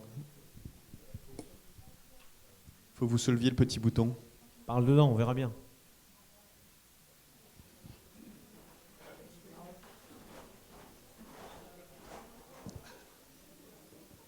Vas-y, sans micro peut-être. Bonsoir à tous, est-ce qu'on m'entend bien? Ouais, formidable. Super. Merci Monsieur Haïm Corsia d'être venu sur le campus de Menton. C'est un énorme plaisir de recevoir autant de monde sur notre magnifique campus et c'est toujours un énorme plaisir de voir autant de monde à Sciences Po. Et d'ailleurs, une des choses que j'aime le plus à Menton, c'est vraiment le fait de pouvoir partager les salles de cours, cet amphithéâtre avec autant de monde qui vient d'autant d'endroits différents, que ce soit à ma gauche, à ma droite, devant moi ou derrière moi. Tout le monde vient d'horizons tous aussi différents les uns que les autres et on a autant de choses à apprendre de toutes ces belles personnes. La semaine dernière, avec Monsieur Alawa, on a eu la chance de pouvoir aller en Pologne visiter les camps de Majdanek et de Sobibor. Donc 2 camps d'extermination où de nombreux juifs ont été donc lâchement assassinés, tués dans un système totalitaire absolument horrible qui a été l'Allemagne nazie. Et c'était quand même un choc de voir qu'est-ce que l'homme pouvait faire de mal à ses semblables. Et avec toutes ces personnes-là qui sont dans la salle, je pense qu'au fond, tout ce qu'on espère justement, c'est de voir un monde où tout le monde puisse un peu se tenir la main et avancer vers un objectif ensemble, quelles que soient les religions, quelle que soit la religion à laquelle on croit, ou pas d'ailleurs, quelles que soient nos origines. Et au-delà de tous ces messages d'amour, qu'est-ce qu'on peut faire concrètement pour tendre vers cet idéal qui nous anime tous? À votre avis, Monsieur Corsia, c'est la question que je vous pose ce soir. Et encore merci pour votre intervention. Bon, merci à toi. On a compris que tu rêves d'être directeur du campus de Menton au Sciences Po. Un jour, si Dieu veut. Amen. Tu sais qu'il était à ta place, le directeur était à ta place. Je crois qu'il était la 2e promo, tu te rends compte? Et maintenant, il dirige le truc. C'est dire à quel point l'institution est capable de détecter les talents. C'est formidable. Bien, ça c'était la première partie. Deuxième partie de ta question, elle est extraordinaire parce que c'est vrai, tu vois, ça m'a touché que tu ailles à Majdanek. Tout le monde va plutôt en Pologne, à Auschwitz. Majdanek, c'est le vide. J'y étais à Majdanek. Il y a juste à gauche là, la petite chambre à gaz. Il n'y a plus rien. Il y a le monument rond là au milieu quand on arrive. Tout est suggéré, mais tu vois la chose la plus horrible qui soit. Tu te trouves à 800 mètres de Lvov. Et personne ne peut dire « je ne savais pas ». C'était au cœur de la cité. C'est un truc terrible. Je pense que, tu vois, cette proximité géographique, elle me fait dire que celui qui avait le mieux apprécié cela, c'était Elie Wiesel, qui avait dit « l'inverse de l'amour n'est pas la haine, c'est l'indifférence. » Crois-moi, plus tard tu verras que même dans la vie, en famille, c'est ça. Mais là, en l'occurrence, quand des gens sont indifférents à la souffrance des autres, il y a une société qui se défait. C'est vraiment Valérie aurait dit. Maintenant, nous savons que les civilisations sont mortelles. D'où l'importance phénoménale des justes. Ces femmes et ces hommes qui se dressent et qui disent « ça ne se fera pas avec mon assentiment. Moi, je vais sauver ce que je peux. » Peut-être pas beaucoup, mais ça, je vais le faire. Et c'est pas qu'une espérance, tu vas plus jamais ça. L'idée, c'est d'avoir à l'esprit que c'est possible. Si on se dit ça n'arrivera pas, c'est pas possible, c'est là que ça recommence. Si on garde comme un avertissement à toutes nos sociétés, que oui, des hommes peuvent se transformer en monstres envers d'autres hommes parce qu'ils ont déshumanisé leur prochain, soit dans le système nazi les considérant comme des ch'touks, des morceaux de rien, soit dans le système Hutu, considérant que les Tutsis étaient moins que rien, soit dans le système turc envers les Arméniens, de considérer que c'était des sous-hommes et que ça polluait la pureté du système turc. Dès que tu arrives à nier l'existence comme un autre humain de quelqu'un, tu rentres dans ce schéma. Tu vas peut-être pas au bout parce que tu n'as pas la mécanique, tu n'as pas l'occurrence, tu vois, le moment, mais tu rentres là-dedans. Et donc tu as raison, je pense qu'il faut garder cela comme un véritable avertissement pour tout le monde. Jamais déshumaniser quelqu'un. Voilà pourquoi ça me gêne vraiment quand on dit qu'il se comporte comme une bête sauvage. Parce que crois-moi, les bêtes sauvages ne font pas ça. Et donc, dire l'assassin est une bête sauvage, c'est dire mais il n'est pas humain, donc je ne suis pas concerné. Tu es concerné. On pourrait faire la même chose si on était placé dans telle ou telle situation. Donc, voilà pourquoi il faut absolument construire en permanence des liens qui, comme le redit Jacques Côté, retissent fil à fil la nuit de l'espoir. Voilà. Bah voilà, plein de mains qui se lèvent.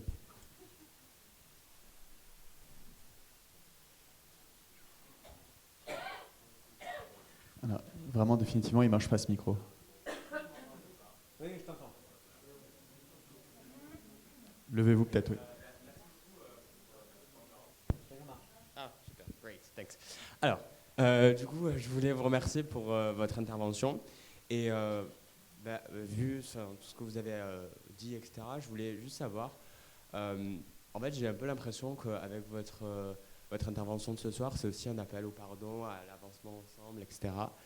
Et moi, juste, j'ai une question, c'est justement comment arriver à ça? Comment arriver à, par exemple, vous avez pris justement l'exemple des Hutus et des Tutsis, vous avez pris l'exemple des Arméniens et des Turcs, comment essayer de remodeler des sociétés qui ont été martyrisées en fait, où justement l'indifférence, elle a tué. C'est ça en fait le fond de mon interrogation. Merci beaucoup. C'est très juste, c'est très fort comme question.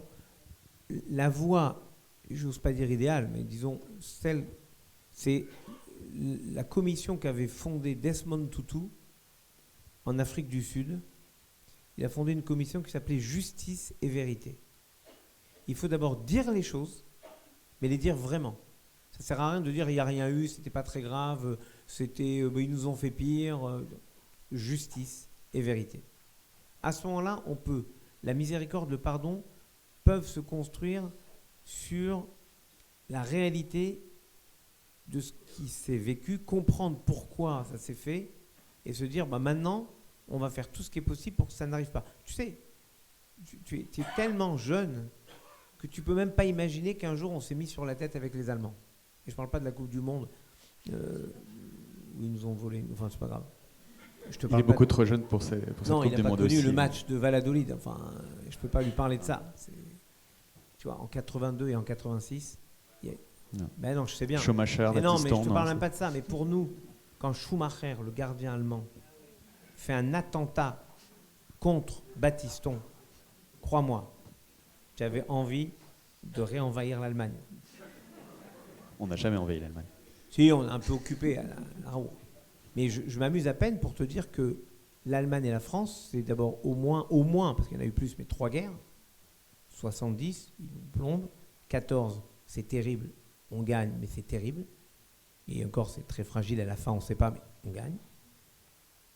39-45, c'est terrifiant. Et regarde maintenant. On a même des conseils des ministres communs. On parle du couple franco-allemand. Et personne de votre génération ne pensent même qu'on pourrait penser l'Europe sans une alliance forte entre la France et l'Allemagne, parce que c'est naturel. Mais ça n'a pas toujours été comme ça.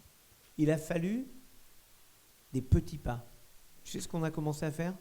On a demandé aux jeunes écoliers, moi par exemple, d'écrire à des jeunes Allemands. Alors on écrivait des lettres à des jeunes Allemands, je fais ci, je fais ça. Et l'autre il me répondait, je fais ci, je fais ça.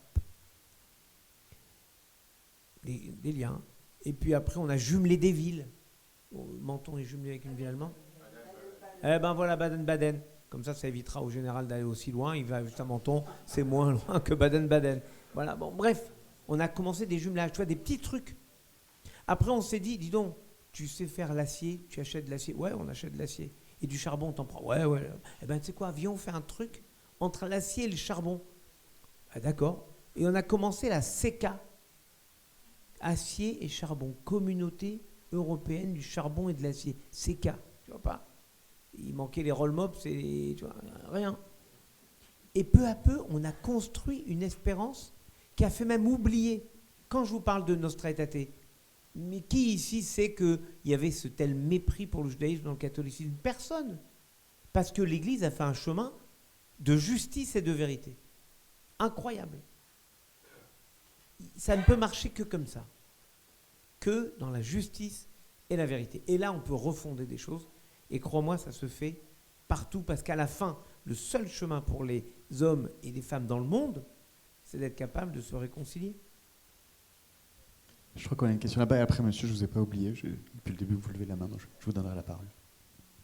Vas-y.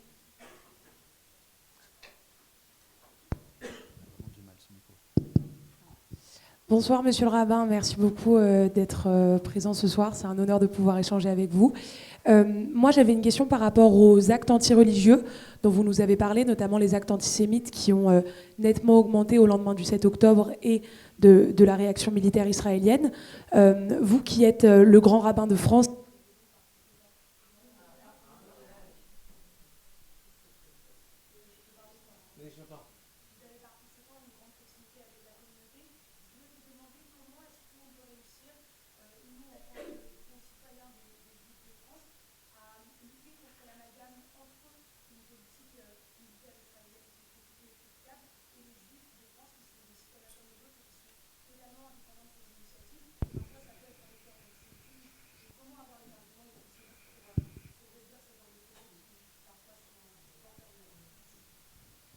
c'est à peu près dire ce que tu dis, à savoir que cette assignation, mais ne crois pas que ce soit juste les simples d'esprit, c'est même dans des esprits très, très élevés, y compris des esprits avec des écharpes tricolores sur les épaules. Donc, cette assignation à tu es juif, donc tu es pro-israélien, donc tu es droite, donc tu es extrémiste, donc tu es ça, donc tu es ci, qui oublie d'ailleurs la circonstance de ce que vivent les Israéliens au quotidien. Parce que c'est même qui légitimement, d'ailleurs, trouvent que les méthodes ne sont pas celles qu'ils rêveraient d'avoir, oublient ce que nous ferions, nous, en France, si on se prenait de la part de Monaco, par exemple. Je ne sais pas, moi, imaginons que le Liechtenstein, comme ça je ne vous mets pas en cause, monsieur l'ambassadeur, le Liechtenstein, ou plutôt Andorre, qui a quelques soucis en ce moment, se mettait... Andorre, c'est bien, ça, on s'en fout. Voilà. Andorre se mettait à bombarder brusquement la France, crois-moi, notre réponse serait plutôt très ferme. Maintenant, il faut juste considérer que on peut avoir des subjectivités différentes. Je m'amusais tout à l'heure avec le foot, mais c'est pour que vous compreniez en filigrane qu'on peut avoir des subjectivités différentes, y compris envers tel ou tel État, mais jamais au point de dénier à l'autre sa liberté de croire et de penser ce qu'il veut. Et la grande différence entre ceux qui critiquent Israël et ceux qui dénient le droit d'Israël à exister, c'est qu'il n'y a pas d'autres pays au monde à qui ça arrive. Il y a des gens qui n'aiment pas Maduro, par exemple. Il y en a même qui l'aiment tellement pas qu'ils l'enlèvent. Okay. Mais personne, même dans ceux qui enlèvent Maduro, ne dit il faut éliminer le Venezuela. Personne. Ils disent peut-être on va leur prendre leur pétrole, qui est en plus pas terrible. On veut faire ci, on veut faire ça, peut-être. Mais personne ne veut changer les frontières du Venezuela. Le seul pays au monde à qui ça arrive, c'est Israël. Donc évidemment, c'est quelque chose d'insupportable intellectuellement et, si tu veux mon avis, moralement.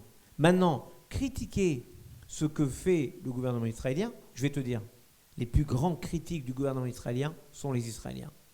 Lis la presse israélienne et tu vas voir, regarde le nombre de manifestations qu'il y avait avant le 7 octobre. Il y avait des manifs tous les samedis contre la politique du gouvernement israélien, ce qui prouve que c'est un pays hyper démocratique. Et mieux que ça, les députés arabes, par exemple, du Parlement israélien, parce qu'il y a des députés arabes, je ne suis pas certain qu'il y a eu des députés Tutsis au Parlement à Kigali. Je ne suis pas certain qu'il y ait eu beaucoup d'Arméniens au Parlement turc au moment de 1915. Mais passons. Les 20% de députés arabes du Parlement israélien, qui s'appelle la Knesset, ne se privent pas, et c'est démocratique, donc c'est salutaire de critiquer la politique du gouvernement. Mais ça ne se fait pas au prix du déni de l'existence de l'autre. Et ce que tu viens de dire là, eh ben c'est formidable, parce que vis-le autour de toi, et ça permettra à chacun de dire ce qu'il pense, de partager. Parce que tu sais que le risque terrible, si on ne fait pas ce que tu as suggéré, c'est que chacun s'enferme dans son camp à soi et considère que j'ai plus rien à dire avec toi. J'ai plus rien à partager avec toi, donc je ne viens plus à tes soirées, donc ce qui serait dommage parce que ça peut être sympa de rencontrer du monde, etc. Et donc l'enfermement devient le résultat de l'impossibilité de parler, et je vous l'ai dit en tout début, l'impossibilité de parler amène la violence forcément. Donc il faut absolument, impérativement éviter cela. Attendez, j'ai promis la parole à monsieur qui lève la main depuis le début. Pardon. Merci beaucoup. Moi, j'aimerais revenir sur un problème de terminologie qui me semble très problématique. C'est que depuis, dans l'ensemble des échanges, à plusieurs reprises, il était employé le terme, pour définir l'antisémitisme, d'actes antireligieux ou d'actes de haine antireligieuse. Or, l'antisémitisme, on va dire l'hostilité aux juifs en tant que membre d'une communauté de croyants et de pratiquants de la religion juive, ça c'est l'antijudaïsme médiéval du Moyen-Âge. Mais l'antisémitisme, depuis au moins le 19e siècle, ce n'est pas l'hostilité aux juifs en tant que croyants et pratiquants de la religion juive, mais c'est l'hostilité aux juifs en tant que membres réels ou supposés du peuple juif. Donc, est-ce qu'il y a, du fait que cette terminologie de dire les actes antisémites, ce sont des actes anti-religieux, alors que ce n'est pas ça réellement le problème.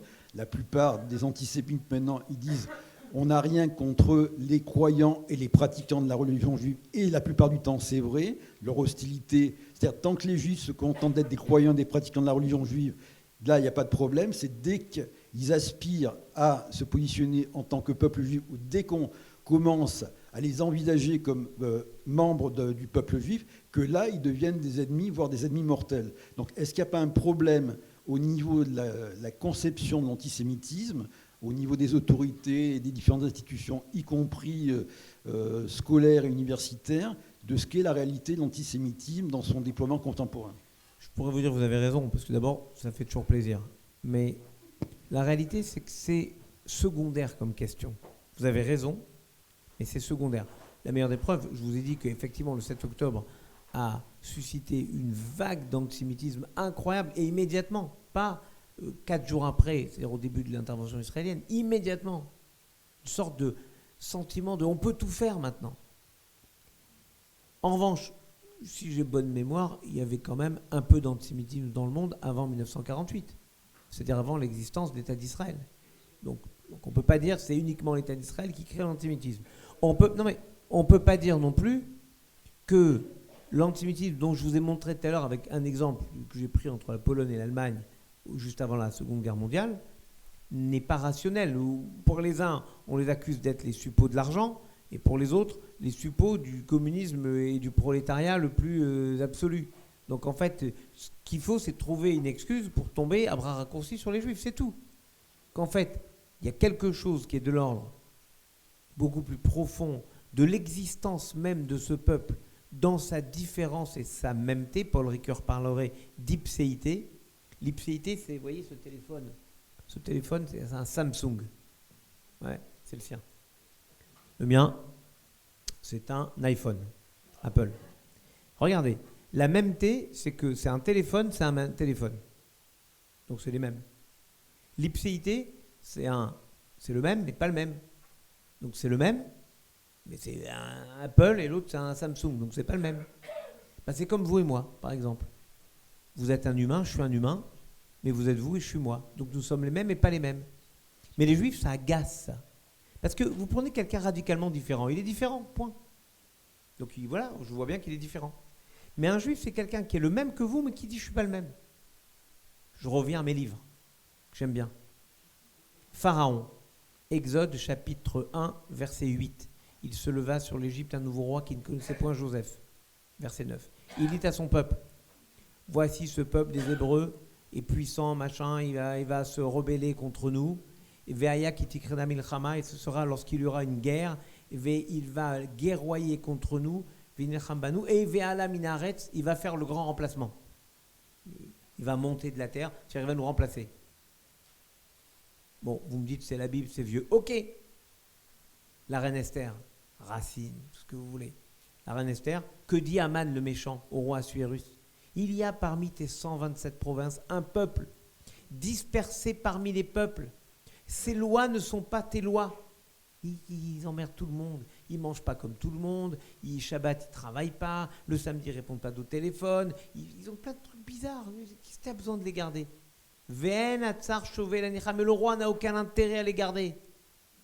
C'est la récurrence de ce que Poliakov, qui a écrit cette anthologie sur l'antisémitisme, a expliqué. C'est le sentiment de différence qui est insupportable. Parce qu'au fond, la pulsion des nations, et c'est la grandeur de la République dont on parlait tout à l'heure, la pulsion des nations, c'est d'être uniforme. Uniforme. On a ça chez nous. Hein. Vous croyez pourquoi? Quand on dit que Henri IV se convertit au catholicisme, il le fait bien sûr par amour du catholicisme, tout le monde le sait, mais il a cette petite phrase qui peut-être nous laisse supposer Paris vaut bien... Enfin, voilà, une messe. Vous croyez que c'est mieux avec Clovis? Clovis, en 496, sur un autre campus de Sciences Po, à Reims. Clovis se convertit en 496. Oui, pour les beaux yeux de sa femme, c'est vrai. Mais encore, ce qu'il veut, c'est unifier toutes ces tribus qui ont des cultes complètement différents. Et il se dit, je vais unifier tout le monde avec ce culte-là. Et d'ailleurs, de mon point de vue, c'est le concepteur, l'inventeur de la laïcité à la française, parce il faut toujours avoir un évêque avec soi. Il a un évêque formidable qui s'appelle Rémy. Et Rémy, en fait, Clovis ne veut pas inviter le pape, parce que le pape a un pouvoir temporel très très puissant à l'époque. Et donc il ne veut pas. Il ne veut pas passer sous les fourches caudines du pouvoir du pape. Qu'est-ce qu'il fait? Rémy, dans la nuit, lui dit, Majesté, le Saint-Esprit m'a amené le Saint-Crème, c'est-à-dire l'huile d'onction.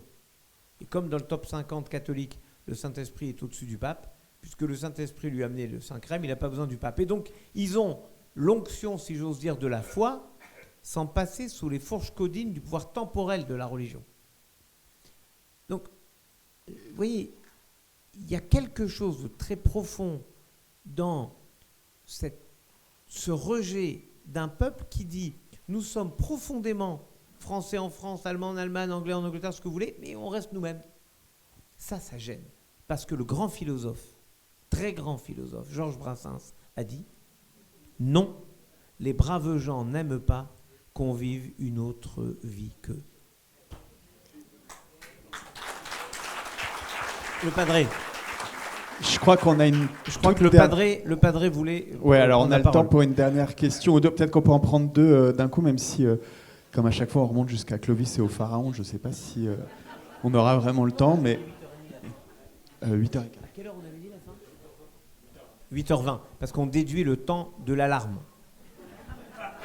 Mais peut-être pour être plus rapide, on va prendre deux questions à la suite. Il y avait le padré qui voulait prendre la parole après. Je t'en prie. Ok, ça marche cette fois. Ok, merci beaucoup pour votre conférence. Il y a eu beaucoup de choses intéressantes. notamment quand vous avez parlé beaucoup du rapport entre l'indifférence et l'espoir, de la relation un peu antinomique entre ces deux-là. Si on est indifférent, on n'a pas d'espoir. Je pense qu'il y a une troisième émotion qui peut rentrer dans l'équation, c'est l'indignation. C'est-à-dire qu'on a espoir quand on veut que les choses changent, et on veut que les choses changent quand on est indigné. Et personnellement, il y a plusieurs choses qui m'indignent. La montée de l'antisémitisme, la montée de théories négationnistes aux États-Unis par des influenceurs d'extrême droite, le retour de pratiques dignes des années 30 de l'autre côté de l'Atlantique. Mais je dois avouer, il y a aussi des choses qui m'indignent de l'autre côté de la Méditerranée. Ce qui se passe à Gaza, on va adresser l'éléphant dans la pièce, comme on dit. Et sur ce point, dans une volonté peut-être d'établir justement un dialogue avec vous, je tenais à revenir sur quelques affirmations que vous avez pu avoir aujourd'hui sur lesquelles je ne suis pas d'accord. Et donc, si vous avez quelque chose à répondre à mes objections, je serais ravi. Vous avez notamment brièvement, des chrétiens d'Orient qui seraient en très bon terme avec Israël, avec un très grand dialogue. Je trouve ça assez problématique quand on sait que des centaines de chrétiens d'Orient sont morts sous les bombes de Tsahal à Gaza. Vous avez également évoqué une vie démocratique très active en Israël, ce qui est par plusieurs chercheurs réprouvé. Et enfin, je voulais vous poser cette question.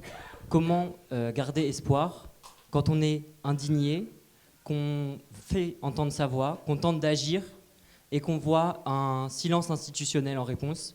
On agit individuellement, on tente de parler, de communiquer, et c'est comme si on tendait les bras vers le ciel et qu'aucune voix ne nous répondait et que rien ne changeait. Alors, à ce moment-là, comment garder espoir quand on voit un monde qui s'en va pour le pire et qu'on se sent impuissant? Voilà, merci beaucoup.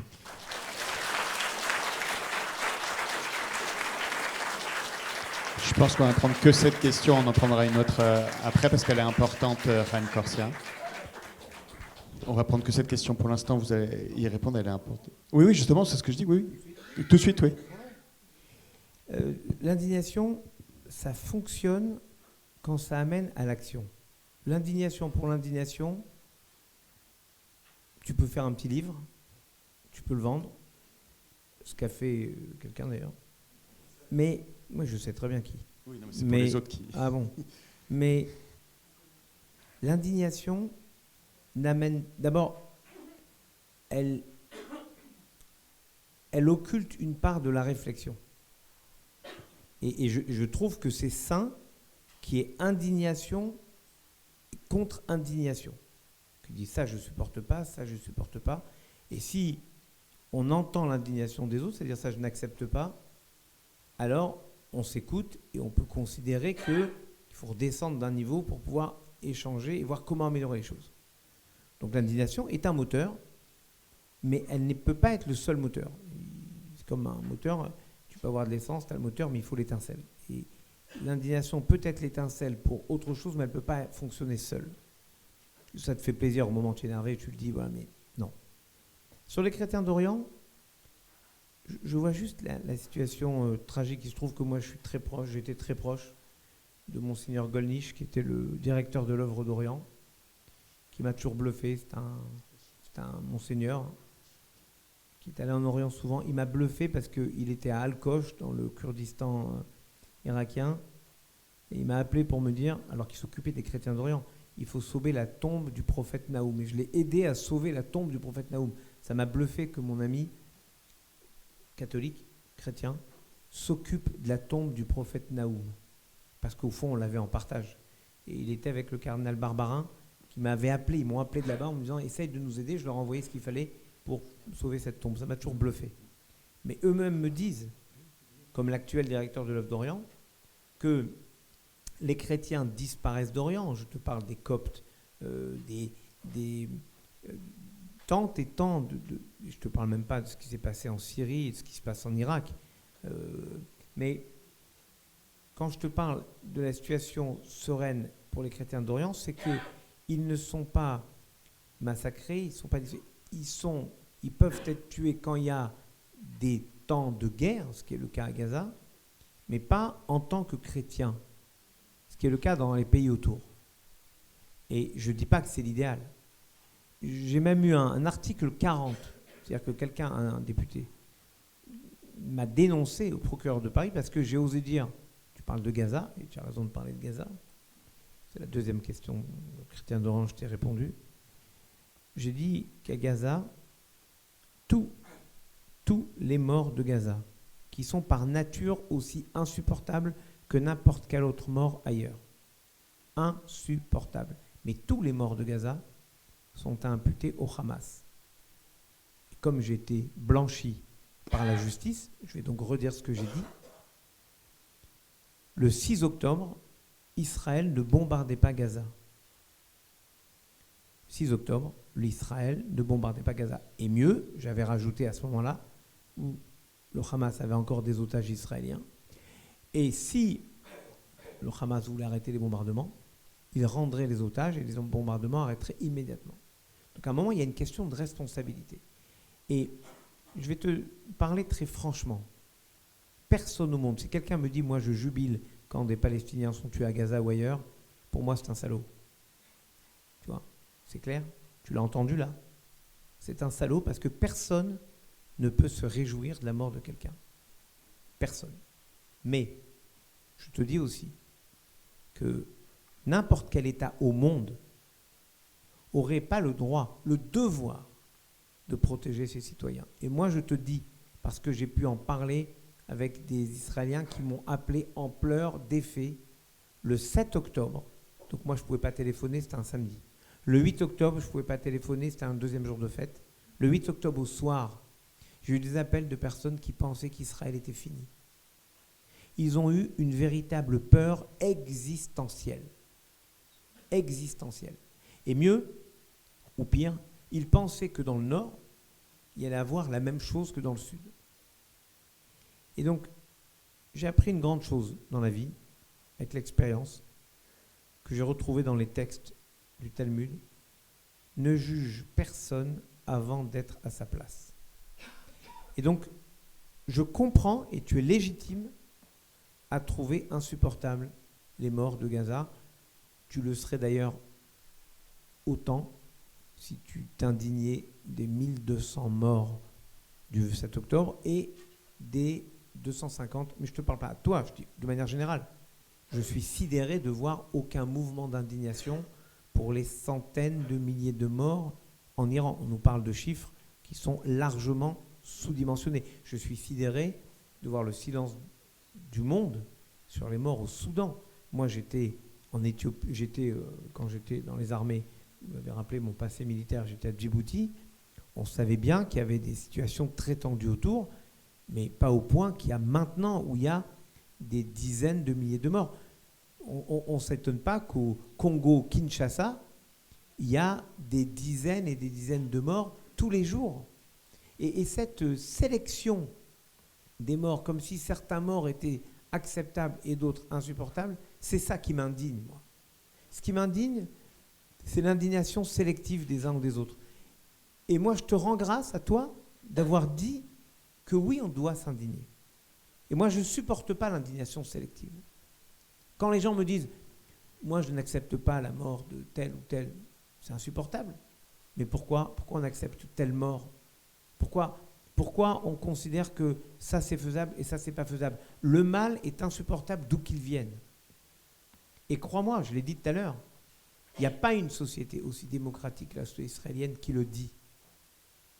Tu sais, je rêverais de voir, comme il y a des manifestations qui appellent à libérer les Palestiniens en Israël, je rêverais qu'il y ait des manifestations à Gaza, par exemple, comme il y a eu, mais elles ont été réprimées de manière terrible par le Hamas, pour dire, essayons de faire la paix avec nos voisins. C'est la règle. Les voisins, un jour, sont amenés à s'entendre. Je vous ai parlé de l'Allemagne et de la France.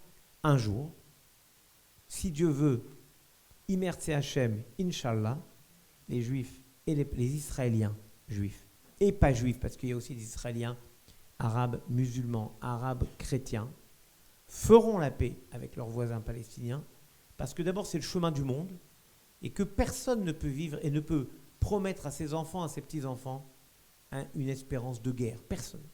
Donc il faut juste trouver les méthodes pour arriver à justice et vérité. C'est-à-dire que c'est compliqué, tu vois. Quand il y a une manif, par exemple, et qu'on hurle, je sais pas moi, du fleuve à la mer, est-ce que tu sais ce que ça veut dire? C'est un joli slogan. On dirait une chanson de Boney M. T'as pas connu Boney M? On the river of Babylon. C'est pas ce que ça dit. Ça dit, il n'y a pas de place pour les Juifs là-dedans. Voilà ce que ça dit. Donc quand tu parles avec quelqu'un qui n'a qu'une seule ambition de te zigouiller, c'est très compliqué. Et il faut faire un effort violent pour espérer malgré tout. Et moi, je suis admiratif, je te le dis, de ces forces dans la société israélienne capables malgré tout d'espérer. Je t'engage à lire un livre qui s'appelle Hyperagon, qui raconte l'histoire d'un papa palestinien et d'un papa israélien qui tous les deux ont perdu leur enfant. Le papa israélien a perdu son enfant, sa fille, tué par une balle palestinienne. Et le papa palestinien qui a perdu son enfant, tué par une... Alors, non, la fille, c'est une bombe. La fille israélienne, c'est une bombe. Et le papa palestinien a perdu son enfant par un tir israélien. Si tu vois la force de ce livre, ça m'a bluffé parce que je me suis dit, oui, il y a de quoi espérer. Si ces deux-là, et c'est pas qu'une histoire, parce que c'est un livre, c'est un roman, mais en fait, c'est une histoire qui est malheureusement celle du quotidien de tant de personnes, et en Israël, et dans le monde. Et s'ils arrivent à trouver la force morale, ce dont parlait Bernanos, pour reconstruire des ponts de paix, alors nous qui sommes loin, on doit les aider au moins en montrant que, à distance, on sait au moins nous parler et faire ce que tu as fait, poser la question, je te réponds. Tu peux ne pas être d'accord avec moi, je peux ne pas être d'accord avec toi, mais on a échangé. Et ça, c'est une grande victoire de la fraternité.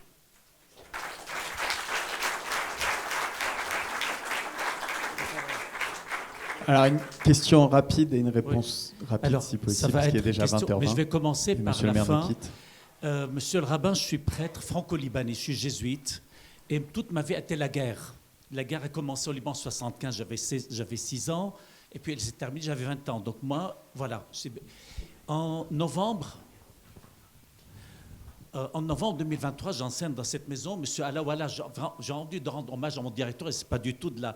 Mais il m'a lancé un défi, il m'appelle, il me dit, écoute Gabriel, est-ce que tu peux changer ton cours et faire un cours pour la guerre, sur la guerre et la paix? Toi, tu as connu la guerre. Et donc, on l'a intitulé avec monsieur Alawa, Comprendre la violence pour préparer la paix au Moyen-Orient. Et on a pris, entre autres, le roman Apérogon. Donc, je tiens à vous dire que ce roman est enseigné dans cette maison. Oui, il a enseigné dans cette maison. Je ne le savais pas, mais c'est un livre que vous devriez tous et toutes lire. Apérogon. David Colum. Donc, on l'enseigne dans cette maison depuis 3 ans pratiquement. Et donc, moi, ma question, quand je suis entré chez les jésuites, on m'a toujours appris, je ne connaissais pas grand-chose au judaïsme, on m'a dit l'altérité et l'herméneutique est consubstantielle au judaïsme. Le premier livre qu'on m'a fait lire, c'est Les Contes hassidiques de Martin Buber. Et puis après, on m'a fait lire, premier livre, et encore chez les jésuites en France, L'étoile de la rédemption de Rosenzweig, qui est très difficile, mais une fois on m'avait dit, tu casses la noix, après, c'est magnifique. Quand je pense à Rosenzweig, j'ai encore les larmes aux yeux. Après, il y a eu Lévinas, donc j'ai baigné dans une culture juive chez les jésuites. Moi, ce qui m'inquiète actuellement, comme moyen-oriental, de voir en Israël la parole de Dieu accaparée par une bande de fanatiques religieux et qui, au nom d'un messianisme, veulent annexer un peu, je parle de la Cisjordanie. La même chose se passe en face aussi. Quand je passe au Liban, il y a aussi une forme d'accaparation de la parole de Dieu par une bande de fanatiques chrétiens, et on connaît l'islamisme aussi, ce qui se passe. Donc on est en train de voir 3 monothéismes qui accaparent cette parole de Dieu, qui accaparent l'herméneutique, qui dénie l'altérité. Et donc, comment réagir face à ça? Et vous, en tant que rabbin, comment vous réagissez? Parce que moi, en tant que prêtre, je suis inquiet quand je vois une bande de fanatiques accaparer la parole de Dieu et justement aller à l'encontre de Nostra Aetate, de Dei Verbum et de tout l'acquis de Jean 23, Paul VI et de Vatican II. Vous, en tant que rabbin, comment vous réagissez face à des corréligiens à vous qui veulent accaparer, enfermer la parole de Dieu et encore Moi, on m'a toujours dit, les juifs, c'est l'herméneutique, c'est consubstantiel au judaïsme. Et l'altérité, on m'a dit, ça c'est typiquement juif, l'herméneutique et l'altérité. 2 juifs, 3 opinions. On m'a toujours dit ça. Et je pense que c'est vrai. Alors, je vais vous dire. Je vais faire court, mais c'est ma dernière réponse. Et je pourrais faire ma conclusion comme ça. Votre padré, le père Gabriel, est formidable. Vraiment. D'abord, pour un Libanais d'origine, vraiment. D'abord parce que pour un Libanais d'origine, j'ai assez d'amis libanais, il a dit Israël. Et d'habitude, au Liban, on dit le Sud.